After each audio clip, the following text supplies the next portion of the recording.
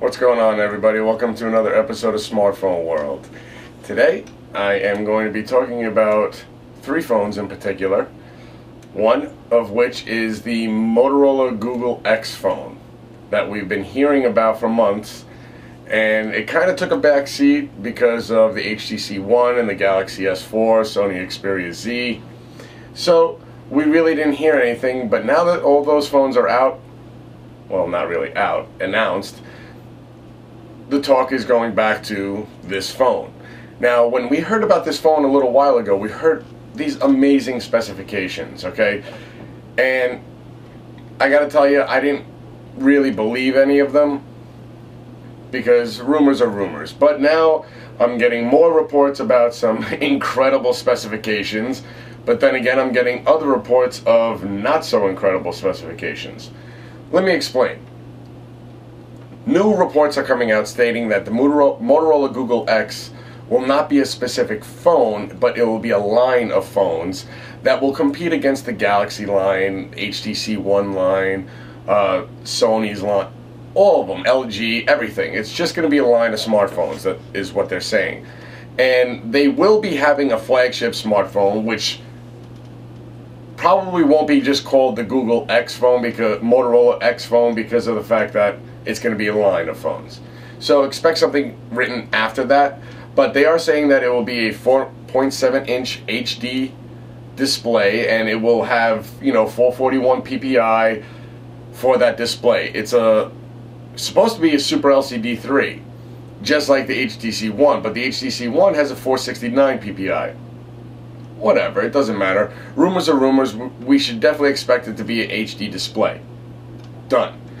I'm also hearing that it's going to have a quad-core Tegra 4i processor inside of it, which is incredible. 16 megapixel rear camera, but then I'm hearing other things saying that it'll be a 10 megapixel rear camera and a 5 megapixel front-facing camera. Either way, that's going to be an incredible camera on both sides. 5 megapixel on the front, that's unheard of on a smartphone. 16 megapixel on the back, we've heard of from HTC and their Titan, but that was just a pathetic attempt. Maybe Google and Motorola is going to bump it up. What else did we hear about it? It's supposed to be only 7.9 millimeters thin, which is incredibly thin. The only other phone that we've heard with specifications like this that can be that thin is the recently introduced Galaxy S4. Okay. They're saying that it will have eye scrolling just like the Galaxy S4, but it will be coming straight out of the box with keyline Pi. That is expected, guaranteed, because it's Google doing it with Motorola. So I mean, Google is Android, and we should expect the best software coming with a Google product right away. We've seen it in the past, so it's not going to be such a surprise if when it happens. They're saying that there could be a version that is very low specification and be available from Motorola Google in the X lineup, and it will only be $199 without a contract. So don't expect super specifications to come from the entire Motorola Google X line. When I find out more information, I will let you guys know, but for now, this is what I have. Okay, now moving on. I've had a bunch of requests to talk about the Sony Experia Z against the Galaxy S4, because apparently everybody's stating that the Sony is just as good as the Galaxy S4. And here, let me run down the specification list for you and you can decide for yourself. Both of them are only going to be 7.9 millimeters thin. That's awesome. Okay, the Samsung is a little bit thinner and a little shorter, but they both have the 5-inch display. That's great. Now, what else do you know about that display? Well, the Sony Experia Z has a 441 ppi, 5-inch display, 1080p, full HD display. Samsung, 441 ppi, 5-inch display, 1080p, full display.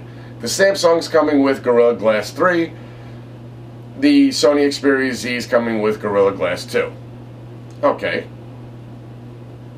what else about the Sony that is a little bit different than the Samsung? Well, it can go underwater up to a meter for 30 minutes, and you can take pictures and video, and some people were even showing off on how they were recording sound underwater.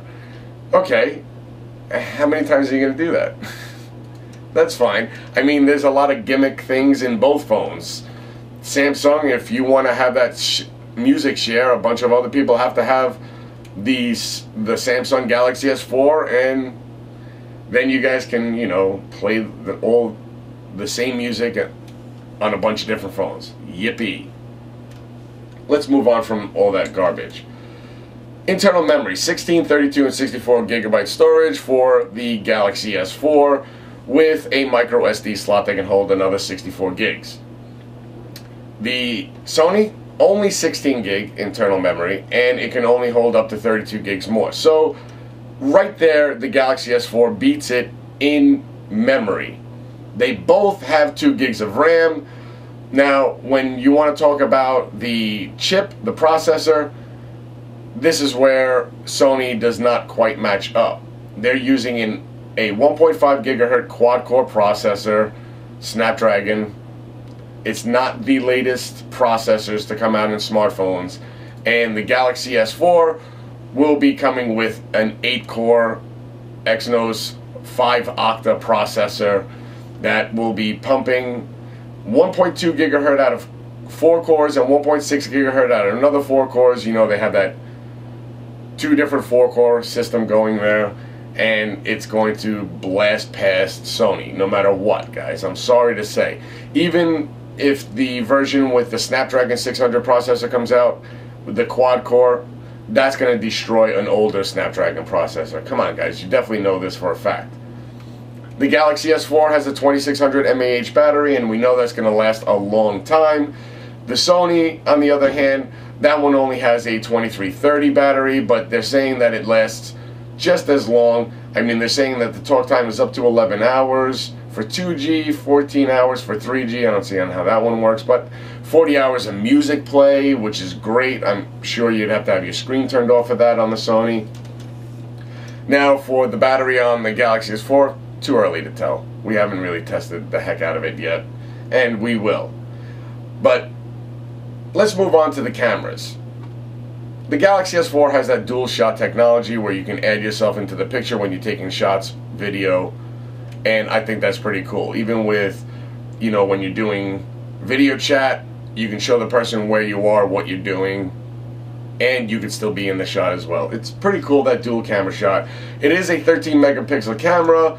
I mean, the resolution quality on these shots are amazing with the Galaxy S4. 4128 by 3096 pixels. Come on, guys.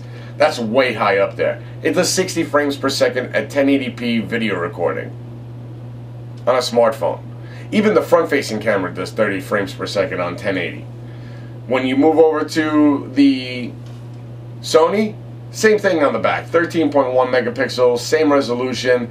They don't have that dual camera operating system, but it is 30 frames per second on front and back, 1080p recording, 2.2 megapixel on the front. The Galaxy S4 has a 2 megapixel on the front. I mean, all in all, I definitely think the Sony Experia Z is an amazing smartphone. The way you could take it underwater is incredible.